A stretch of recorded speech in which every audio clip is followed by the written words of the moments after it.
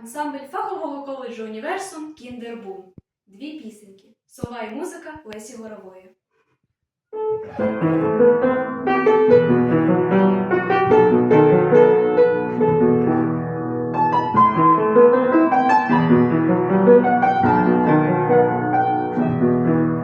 Зустріла я дві пісеньки, та й стала їх питати, яку із них послухати, яку із них співати.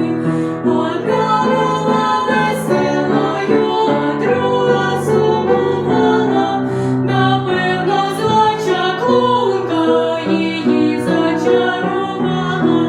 Одна була веселою, а друга сумувала, напевно, зла чаклунка її зачарувала.